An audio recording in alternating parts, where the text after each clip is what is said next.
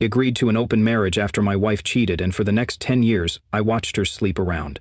But the moment I caught real feelings for a coworker, my wife lost her mind trying to destroy what I had. I'm a 47-year-old man, and I've been married to Lisa, who's now 42, for 17 years. Out of those, we only spent about 7 years actually living as a couple. About 10 years ago, my entire life was flipped when I discovered Lisa was cheating. She didn't deny it. Instead, she confessed that her feelings for me had faded, and she wanted to explore an open marriage. At the time, we had 2 small children. Our eldest was just a toddler, and our youngest was still an infant. The shock and pain were overwhelming. Lisa explained that the back-to-back pregnancies had taken a toll on her body and mental state, and she felt the need to rediscover herself. Unfortunately, her method of healing meant inviting a revolving door of strangers into her bed. With my limited income and the kids being so young, divorce wasn't a realistic option. I chose instead to move to the upstairs unit of our duplex, trying to maintain some structure for our children. We agreed to co-parent, but it wasn't some peaceful arrangement. Our separation began with shouting, name-calling, and an ocean of resentment, mostly from me, because she'd broken our vows. Time passed, and life didn't stop. Work, parenting, and exhaustion dulled the edges of my anger. Eventually, we settled into a strange rhythm, cordial, functional, but emotionally empty. I told myself I had made peace with it. I believed I'd done the right thing for our children. Then came Kathy. A few months back, I met Kathy, 35, a junior colleague of mine at work. Our connection was instant. There was no pressure, no expectation. Just 2 people enjoying each other's company.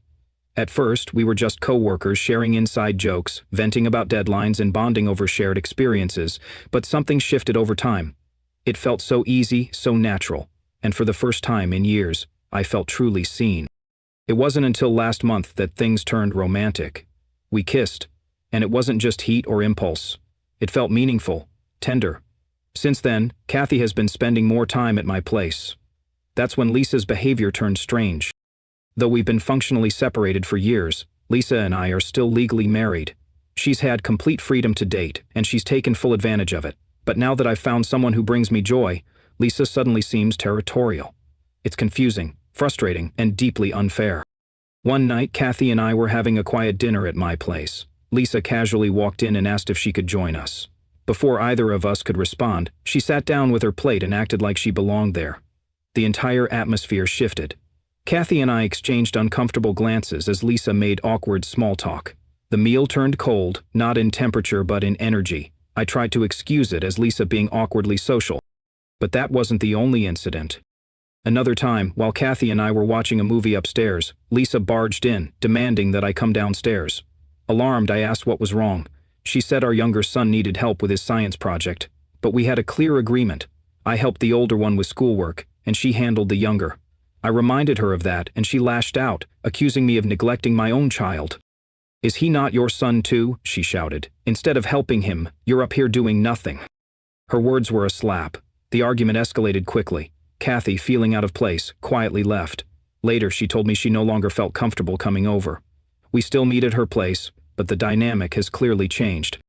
Why is it that after a decade of Lisa doing whatever she wanted, now that I've found someone she suddenly cares? Why does she think it's acceptable to barge into my personal space and throw tantrums? I finally confronted her. I asked point blank what her problem was. She claimed not to care about my relationship and accused me of overthinking things. I warned her that if she didn't stop inserting herself into my personal life, I'd consider filing for divorce. That got her attention. She teared up, said she didn't mean to interfere and that she was just stressed about work and worried about our son's project. But I didn't buy it. Her actions weren't the desperate cries of a co-parent under pressure. They were deliberate moves to reclaim control. To her credit, she did later call Kathy to apologize. Kathy appreciated the gesture but remained firm. She'd prefer to see me at her place from now on, and who could blame her? Now I'm at a crossroads. I've sacrificed so much of myself over the years to maintain this uneasy peace. The only reason I didn't file for divorce earlier was because of the kids. I didn't want to force them to choose sides or grow up with 2 separate homes.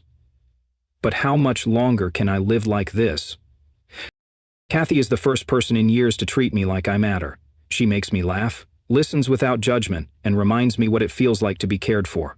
Yet now, her presence in my life is threatened, not by any flaw in our relationship, but by the chaotic remains of a marriage that should have ended long ago. Lisa doesn't love me, not in any meaningful way. Her recent behavior isn't about romance, it's about control, about keeping things the way they've always been, so she doesn't have to deal with change. Maybe she feels guilty. Maybe she doesn't want to be seen as the one who broke the family. But it's too late for that. The damage was done long ago. I don't know if Kathy will wait for me to resolve this. She says she understands, but she shouldn't have to. She deserves more than secrecy and conflict. And I deserve a life that isn't dictated by the emotional whims of someone who hasn't wanted me for years. So here I am, asking myself the question I've avoided for so long.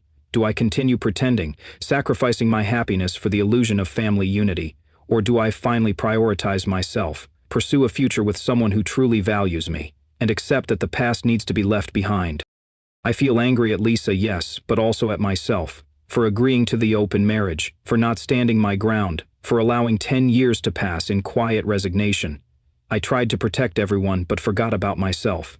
That ends now. It's difficult to offer any sound advice without truly understanding the full backstory, so here it is, everything, unfiltered. It might be a long read, and if that's not your thing, feel free to skip it. This chapter of our life began nearly a decade ago, so I might be hazy on a few details, but I'll lay out what I remember as clearly as I can. 4 months after our youngest son was born, Lisa began to change. Physically, she distanced herself from me. No intimacy, no affection, not even a hint of desire. She told me she wasn't ready for sex again, citing how pregnancy and breastfeeding had impacted her body and emotions. I didn't pressure her. I respected her boundaries. But what cut deeper was the emotional distance that followed. She wasn't just avoiding touch. She was slowly withdrawing from the relationship entirely. I suggested couples therapy, thinking maybe we were just hitting a rough patch. She brushed it off. "It's just postpartum stuff," she said. "It'll pass." I gave it time, almost a full year, before confronting her more seriously. I told her this wasn't sustainable. We needed clarity, professional help, or at the very least, some honesty. She tried to twist it, saying I was being inconsiderate, but I refused to back down this time. I started digging. She'd wiped clean most of her messages, but I noticed gaps. Conversations didn't line up. So one day, when she claimed she was going shopping with friends, I followed her. What I saw confirmed every suspicion. She wasn't with friends. She was hooking up with someone, specifically a much younger guy, still in college. I didn't storm in, but I knocked. A shirtless guy answered the door. Behind him, Lisa scrambled to cover herself on the couch, dressed in lingerie. He nearly lost it. I grabbed the guy by the collar, ready to throw a punch, but Lisa jumped between us. She begged me to stop, insisting he wasn't to blame. "He doesn't even know I'm married," she sobbed. "He's just one of the guys." One of the guys? My world crumbled further. This wasn't a one-off. She admitted to sleeping with multiple men. The guy in front of me stood frozen, clearly as shocked as I was. We returned home and I did everything a man in my position would, short of violence. I called her parents. I told them everything. I began divorce proceedings and even hired a lawyer. But the deeper I got into it, the more daunting the reality became. I lived in a no-fault divorce state. There would be no legal consequences for her cheating. She'd still be entitled to alimony, and I'd be responsible for child support regardless. Worse, because our children were so young, custody would lean heavily in her favor. Even if I won joint custody, I'd still have to rely on her cooperation to see my kids. Sure, I could take her to court if she didn't comply, but how many times could a regular man afford to go to battle like that? The system wasn't in my favor. Lisa didn't want a divorce either. Instead, she pitched a compromise. "Why not open the marriage? We can still be there for our kids," she said, "and revisit our relationship when we're ready." I knew deep down I'd never want her back, but I couldn't afford a divorce, not then. So I accepted the only path I could stomach.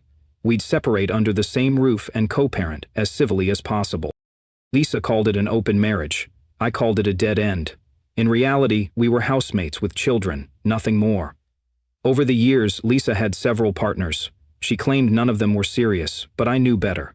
At least 3 of those men were more than flings. They came to our home, went hiking with her, and even took trips together. Watching it unfold was excruciating. First, her betrayal. Then, seeing her parade new partners through the house we once shared, it was a constant gut punch. We lived in a 2-story duplex, and I moved into the guest room upstairs. The layout worked in her favor. The back entrance led to a staircase that gave me some separation. The original owners were an Asian couple who'd designed it so their adult son could live independently upstairs. Ironically, that structure became my lifeline. The downstairs featured the main entrance, a large living room, a spacious kitchen, a master bedroom, and a converted storeroom for our kids. Upstairs, my area had a full bedroom and a cozy library that I repurposed into a personal retreat.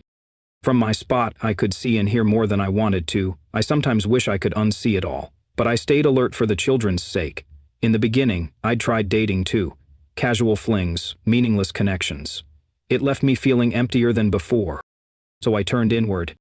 I rediscovered my old passions. In college, I was a serious athlete, and I decided to return to that part of myself. I joined a badminton club, started rebuilding my body, and focused on fitness. On weekends, I joined a hiking group. It was intentionally designed for solo experiences. No partners or friends allowed, just a group of strangers hiking together, each on their own journey. And in that silence, in those mountains, I found some peace. That solo hiking experience was more than just a physical escape. It gave me a sense of control in a life that felt increasingly dictated by others' decisions. Being in nature, around people who knew nothing about me or my past, allowed me to rebuild my identity from the ground up. I wasn't just Lisa's husband or my children's father. I was a man reclaiming his own story. It didn't happen overnight, but those weekends away began reshaping me. I started journaling again, something I hadn't done since college. I rediscovered small joys. Reading for leisure, learning new skills online, even picking up photography during my hikes. Slowly, the pain started to loosen its grip.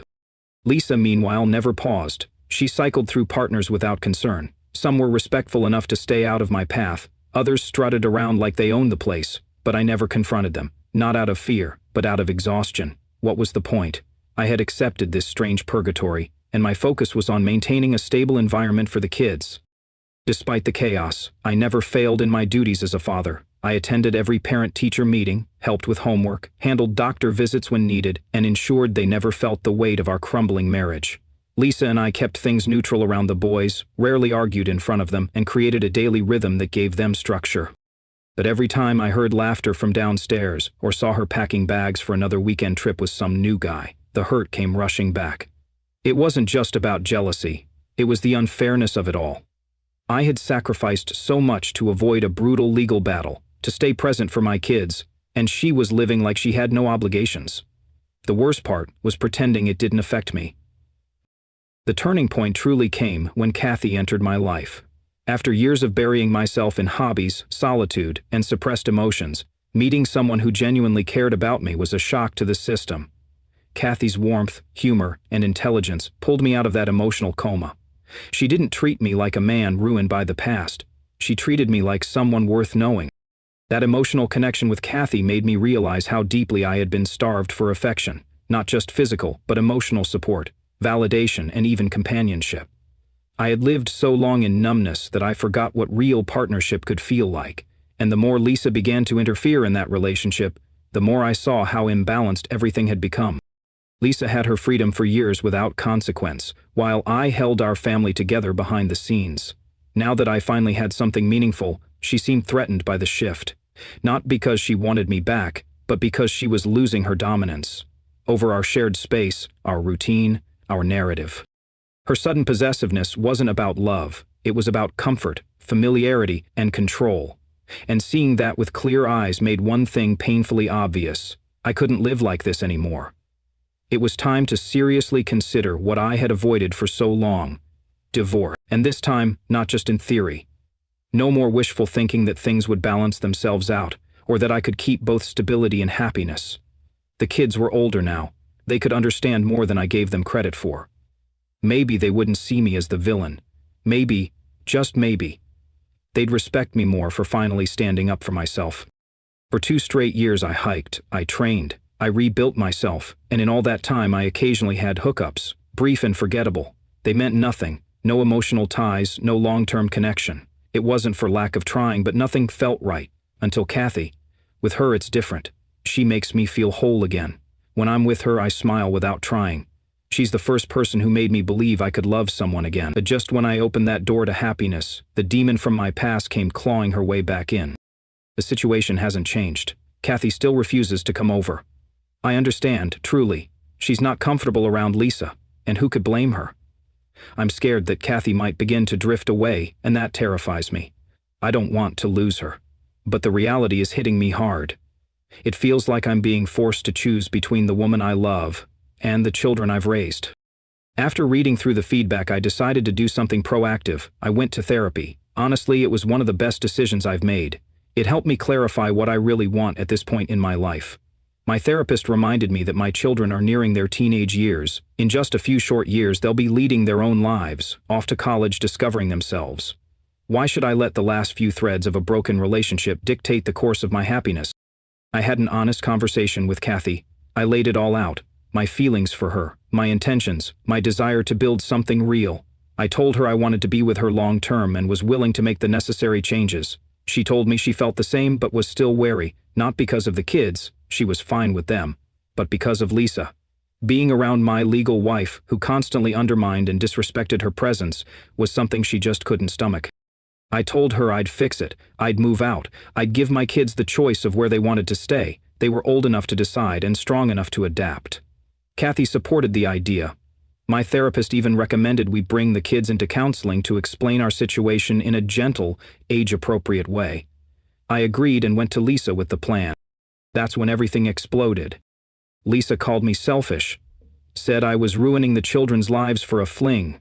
She accused me of destroying the family just when things were settling. I snapped. "You're talking about morals now?" I asked. "Where were those morals when you were getting knocked up by strangers while our babies were still in cribs?" I didn't hold back. I told her to stop the games and back off. I took the kids to therapy. It worked better than I expected. The kids were mature, understanding. They told me they appreciated what both of us had done, sticking it out for them. They even said I deserved to be happy. That night, I told Lisa I would be filing for divorce. She looked shocked, as if the past decade hadn't been a slow unraveling toward this very moment. She started crying, begging me to reconsider. "I thought we agreed we'd never get divorced," she sobbed. "I had offers too, men who wanted to marry me, but I stayed loyal to our arrangement." I told her to quit the guilt games.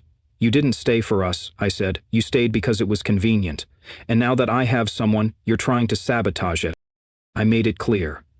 I was done. I'd cover the kids' education through college. She could keep the house and the car. That was her alimony. I was leaving. Back then, I couldn't afford my freedom. Now, I could. And I was choosing it, even if it cost me money, because peace was worth more. Lisa tried every tactic. She begged. She offered to let me live with Kathy while staying married. But I refused. I wouldn't let Kathy be treated like a side piece. Even if no one else saw her that way, Lisa would. She'd twist the narrative every chance she got.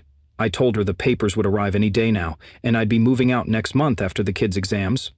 I planned to take them on a trip first, give them some positive memories before the move. But Lisa didn't stop. While I was away with the kids, she went to Kathy, tears in her eyes, voice trembling, playing the perfect victim. She told Kathy she was breaking up a family, that our kids would suffer. When that didn't work, she turned cruel. She told Kathy that I wasn't serious, that she was just another fling, and she did it knowing I was unreachable. Low network area, no signal, no way for Kathy to check in. If Kathy were anyone else, she might have believed it, but she didn't. She held her ground. She didn't call me. She didn't lash out. She waited quietly until I returned. That's one of the many reasons I love her. Kathy didn't need to explode to prove her worth. She didn't play games. She trusted me. When I came back and found out what Lisa had done, I was furious. I stormed over to her and finally let loose years of pent-up rage. Her manipulative behavior had gone too far. I didn't hold back this time. I told her point blank that her constant manipulation, guilt-tripping, and emotional blackmail had finally hit a wall. Her actions weren't just petty, they were malicious. She knew exactly what she was doing when she confronted Kathy behind my back. That wasn't a desperate plea from a heartbroken woman. That was a calculated strike meant to dismantle the only good thing I had in years. And even after everything, Kathy didn't let it shake her. She waited, gave me the space to deal with my family, and never made it about her. That's the kind of woman she is. Strong, respectful, grounded. In all the chaos I've faced over the past decade, Kathy has been my calm, my anchor. I sat down with the kids and explained everything again, slowly, kindly. They asked some hard questions.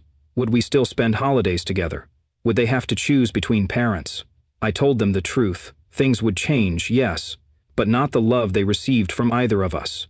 We agreed on a flexible arrangement. They could split time however they wanted, no pressure, No forcing anyone to pick sides. The divorce papers finally came through. Lisa refused to sign them for a while, throwing tantrums, playing the victim, but I stayed firm. Eventually she gave in. Maybe she realized that I wasn't going to change my mind this time. Now, I'm getting ready to move in with Kathy. I've waited years for this. Years of being alone in a house that never felt like home. Years of watching the life I once dreamed of turn into something unrecognizable. For the first time in what feels like forever, I'm waking up excited about what's ahead. It's not just about being in love. It's about finally feeling seen. Kathy knows my story. She's seen my worst days and still stands by me. That kind of connection is rare. I'm not naive enough to believe it'll be all sunshine and roses. Blended families are complicated. Parenting from different homes will have its challenges. But for once, I feel ready to face them. Lisa may try again to interfere. That much I've learned not to underestimate, but this time, I won't let her win. My life is mine again. I've fought too hard, waited too long, sacrificed too much to let her take this away from me. In the end, we all reach a point where we must choose. Do we keep surviving, or do we start living? I'm choosing to live. I'm choosing love. I'm choosing freedom from a past that has held me hostage far too long. Now that I've moved out of the house, the dust hasn't exactly settled. My children have chosen to live with me, which is both heartening and challenging. We don't have enough space for them yet, so temporarily they're staying with their mother. I'm actively searching for a larger place to accommodate all of us comfortably. Lisa, of course, didn't take my departure quietly. When I began packing, she cycled through every trick in her book: guilt trips, yelling, sobbing, gaslighting. She begged for one last chance, tried to convince me that we could repair what was left of our marriage. But I told her the truth. That relationship ended a decade ago. We were co-parents and housemates at best. I had long stopped loving her. My heart belonged to Kathy now, and I was done living in emotional captivity. When the divorce papers finally arrived at Lisa's door, she didn't just refuse to sign them, she tore them up in a rage. My lawyer had to issue a formal warning that damaging legal documents could lead to serious consequences. Only then did she calm down and agree to cooperate. The legal proceedings moved forward. I didn't keep tabs on Lisa after that. I went over twice to pick up the boys, but I never entered the house. For those asking, our sons are 11 and 13, old enough to understand what separation means and process it maturely. And now, I'm thrilled to share this. Lisa is no longer my wife. The divorce is finalized. My sons have moved in with me. They'll still visit their mother every couple of weeks or whenever they feel like it, but our primary home is now together. The past month has been a whirlwind, hunting for a rental, moving furniture, and creating a new space from scratch. We kept the transition quiet from Lisa until we secured the house.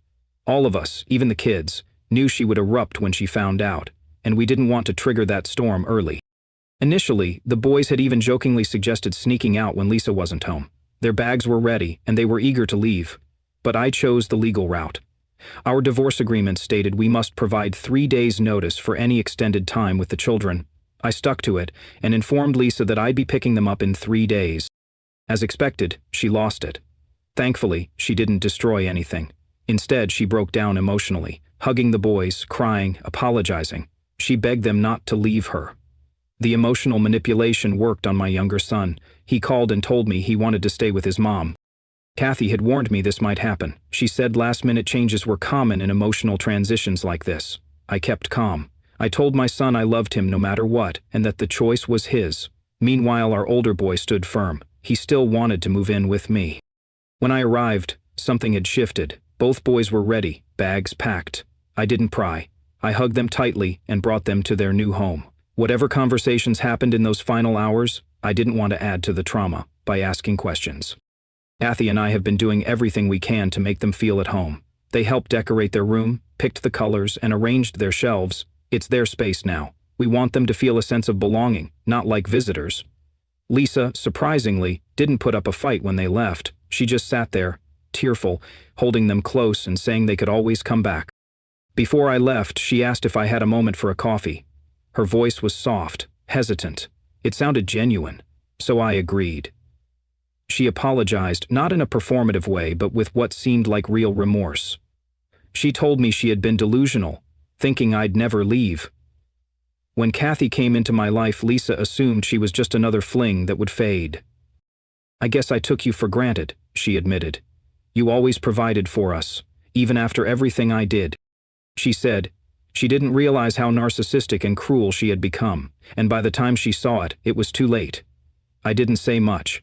I just smiled faintly, hiding the turmoil that stirred beneath the surface. As I stood up to leave, she reached out for a hug. We embraced, our first real hug in 10 years. It wasn't romantic, it wasn't warm, it was just necessary. Closure, maybe, or perhaps a silent acknowledgement of everything we'd been through. Because to Sandri, what we'd been through, even now, I'm not sure how I feel about it. Not happy, not sad, just numb. These past 6 or 7 months have turned my world upside down. I've made decisions I once feared. I've reclaimed my life after a decade of compromise and pain. After that conversation, I walked away from Lisa feeling like a weight had been lifted. Yet there was still an ache, like something had finally closed that was once familiar, even if painful. That hug, that small moment of human vulnerability between us, felt surreal. For 10 years we barely exchanged more than necessary words. Suddenly, we were acknowledging the end, not just legally, but emotionally. It wasn't dramatic, it wasn't tragic, it was just over. The days that followed were strange. There was no celebration, no triumphant victory, just quiet. A calm that I hadn't felt in years. Kathy and I began settling into our new routine. The kids were still adjusting, and understandably so. One night, my younger son came into our room and cried. He said he missed his mom. We hugged for a long time, and I told him that missing someone didn't mean he made the wrong choice. It just meant he loved deeply, and that was a good thing. We kept things open, no pressure, no rigid rules. If they wanted to call their mom, they did. If they wanted to visit, we arranged it. Kathy was incredible through it all. She never once acted territorial or resentful. She welcomed the boys not just into her home, but into her heart. She helped them set up their desks for school, made their favorite snacks, and even listened patiently to their stories about random things, like video games and school drama. It's still a transition. There are awkward moments, times when I have to bite my tongue because the weight of the past tries to sneak in.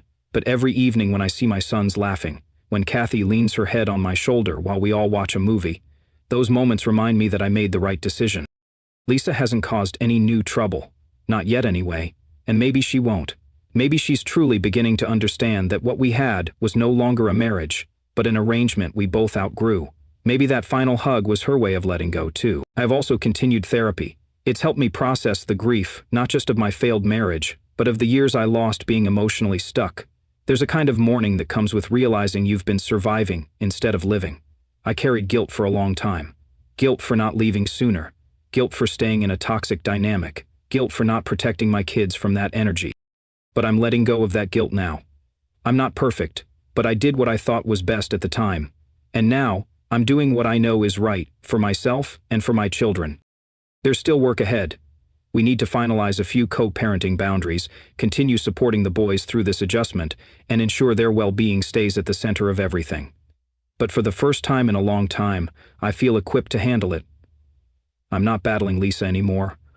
I'm building something new. With Kathy, with my sons, and with myself. So, that's where things stand now. A chapter has closed, another has begun.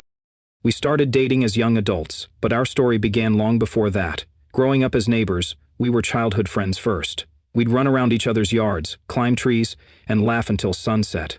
Our families were close too, often teasing us that someday we'd end up married. At the time, it felt like harmless fun, but those jokes became reality. She was my first kiss.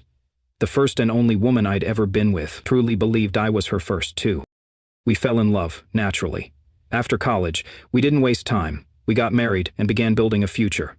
Life was everything we dreamed of. We bought a house from my uncle in our hometown so we could be near both our families, and eventually we welcomed twins into the world. Parenthood brought its own joys and challenges, but together we handled them with grace. Everything felt right, like a storybook unfolding exactly as it should. One night, out of nowhere, while we were curled up on the couch watching a show, my wife turned to me with an unexpected question. "Do you ever regret never being with anyone else?" I didn't hesitate. I said no. Sure, there were women I'd found attractive over the years. That's only human. But I never once wanted to act on it. I loved her. She was the one. I asked her why she'd asked, and she just shrugged, saying she'd been thinking about it lately, that maybe I'd get bored with her someday. Then she brushed it off like it was nothing. and we resumed the show. As that moment stayed with me. To really understand what came next, I need to go back a bit. When my wife was a teenager, her aunt remarried. It was a big deal in their family. Her aunt had gone through a painful divorce and had temporarily moved into my wife's family's home. When she married again, she moved out to live with her new husband, a man who had 2 teenage sons from a previous relationship. These boys became familiar faces in our circle. They were loud, rowdy, but fun. One of them in particular, Paul, always stood out. Paul was a classic rebel, wild parties, flings, getting into trouble, you name it, but he had a magnetic personality, the kind of guy who could win over a room. As he got older, he toned things down a bit. He got a decent job and tried to settle into adulthood, but relationships remained his Achilles heel. No matter how much he tried, they never lasted. He always seemed genuinely crushed when they ended. After one particularly painful breakup, Paul reached out to both of us for support. My wife, always the compassionate one, offered to go see him, cook him dinner, and be a listening ear. I didn't go, partly to give him space, partly because I assumed nothing out of the ordinary would happen. We were family after all. Paul was practically her cousin. That night she came home, acting off. When I asked how it went, her answers were vague. She gave me nothing about what Paul had said. I chalked it up to him being emotional and figured she just didn't want to share his personal business. But in hindsight, something shifted that night. Over the next week, she began behaving differently. She went above and beyond in the small things, cooking my favorite dishes, surprising me with little gifts, and complimenting me constantly. It felt unnatural, like a kid trying to make up for breaking a lamp. It was sweet on the surface, but something about it rang false. Then, a week after that first visit, she told me she was going back to Paul's place. This time, just to drop off some home-cooked meals. I offered to tag along, but she insisted it should be just her. Said he was still in a vulnerable place and didn't want too many people crowding him. I nodded, stayed back, and tucked the kids into bed. She returned a few hours later. When I asked how it went, she said they'd had a long, honest talk, but again, offered no specifics. The visits continued, more frequent, more secretive. And Paul, who once bounced back quickly from breakups, now seemed emotionally wrecked. It didn't add up. I knew him. He moved on fast, always had. This time was different, and I couldn't understand why. Eventually, I couldn't hold it in. One night, as she walked through the door from another visit, I asked her directly, "What's really going on with Paul?" She stuck to her story, said he was hurting, needed a friend. I suggested maybe I should talk to him myself, man to man. She quickly shut that down, said it wouldn't help. But Paul was my family, my friend. I cared about him too. So the next day, during my lunch break, I decided to stop by his place. I didn't call ahead. I figured it would be a quick check-in, just to see how he was holding up. It was a spontaneous decision. I didn't even tell my wife I was going, just grabbed a sandwich on the way and headed to Paul's place.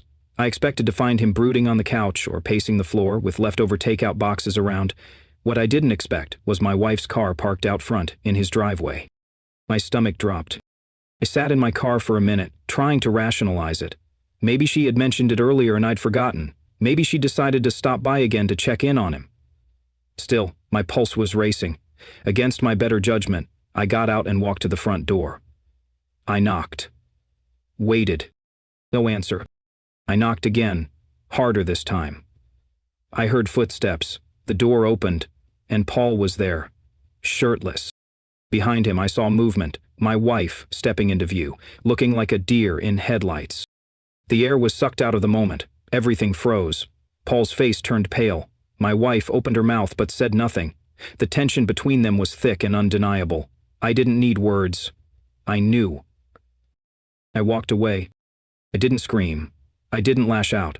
I got in my car and drove away, my hands shaking on the steering wheel. My mind was spinning. This wasn't some affair with a stranger. This was someone I considered family. This was betrayal on multiple levels. When my wife got home later that night, I was waiting for her. She tried to explain, said it had just happened, that it was a moment of weakness, that Paul had been so lost and she just wanted to comfort him. But I wasn't interested in stories. I asked one question, "How long has it been going on?" She hesitated. That was all the answer I needed. The marriage that once felt unbreakable now lay in ruins.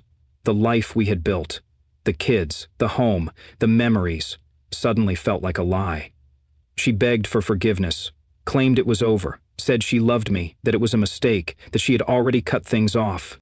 But I couldn't unsee what I saw. I couldn't unknow what I now knew. That night, I slept on the couch. In the morning, I packed a bag and left. The days that followed were a blur of pain, disbelief, and numbness. I stayed with a cousin in town, trying to piece together what I was supposed to do next. I didn't want to blow up the kids' lives, but I couldn't pretend everything was okay. I told her we needed space. I didn't file for divorce right away. I didn't even tell anyone the full story. I needed time to breathe. It's incredible how fast love can collapse under the weight of betrayal. One day, she was my best friend. Next, I couldn't even look at her without feeling sick. Paul tried to reach out too, called me, texted me. I ignored every attempt. I couldn't bear to hear his voice, couldn't stomach the idea of him justifying what he'd done. What hurt most wasn't just the cheating, it was the deception, the secrecy.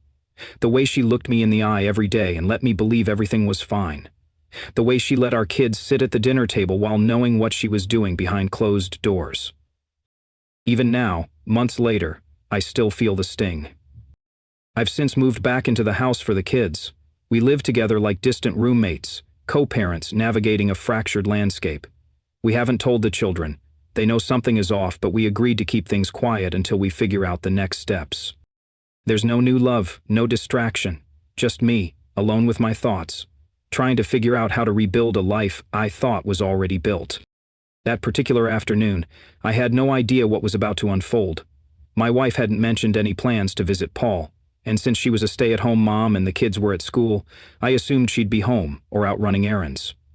Her car in the driveway at Paul's place caught me by surprise, but not enough to raise alarm bells right away. I pulled up and parked across the street. I figured maybe she was just dropping something off, or Paul was having another rough day, and she decided to check in. They'd grown strangely close lately, something I had tried to rationalize as her being overly empathetic. She always had a soft spot for people going through tough times. Still, it nagged at me. I approached the front door with casual intent, ready to knock and say a quick hello, maybe offer Paul some advice, as I'd suggested before. But just as I raised my hand, I heard something. Not just any sound, but unmistakable moans, gasps, shuffling. It wasn't subtle. The grunts and rhythm were clear. Someone was having sex, and it was right there behind that door. For a second I froze, unsure if my mind was playing tricks on me, but then I heard her voice, my wife, moaning, laughing softly, pleading, and the door trembled slightly with every push. She was being pinned against it. I was paralyzed in place. My brain was still trying to catch up. I couldn't believe it. My stomach twisted. I wanted to scream, to storm in, to tear the door off its hinges. But instead I pulled out my phone and called her. I don't know why I did it. I guess I hoped, somewhere deep down, that it would stop whatever was happening. Through the door I heard her phone vibrate. A pause. Then her voice, muffled but audible, told Paul that it was just me and that she thought it was strange I was calling. Paul laughed and joked that he had a better way to help her forget. They resumed, and the sounds moved deeper into the house. I stood there for several minutes, stunned. My wife, my childhood friend, the mother of my children, was cheating on me with Paul, her cousin, not by blood but family all the same.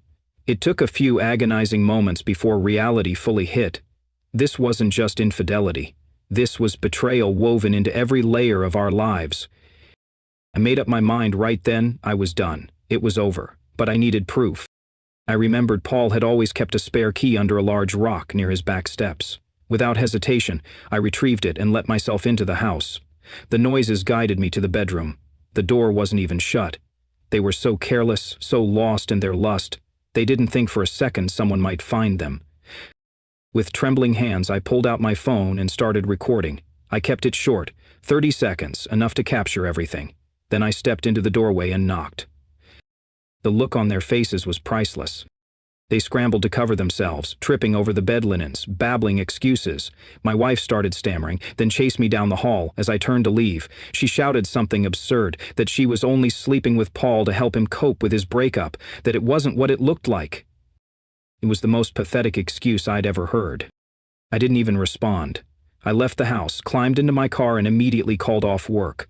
I sat in my seat for over an hour, shaking, staring at nothing. Then I pulled out my phone and searched for divorce attorneys. I scheduled a meeting with the first one that had strong reviews. Once that was done, I drove home and started packing.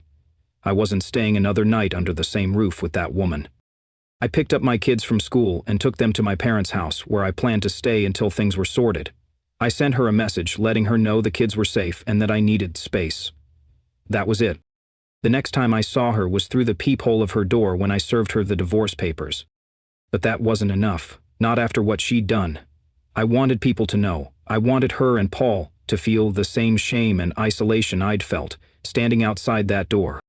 So, I wrote a Facebook post. It was heartfelt but honest. I explained how long we'd been together, how we built a life, had children, and how she shattered it all by cheating with her cousin. I didn't spare many details. I kept the language clean, but the truth was brutal. Friends, family, neighbors, they all saw it. The support I received was overwhelming.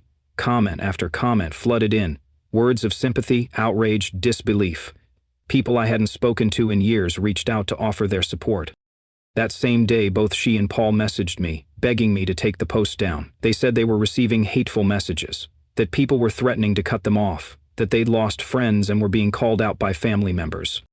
I told them the truth. I didn't have to take it down, and I wouldn't. The consequences of their actions were finally catching up to them. They'd been barred from almost every family gathering. People they once considered close turned their backs. In our small town, gossip moves fast, and when that gossip involves a woman cheating with her cousin, it moves even faster.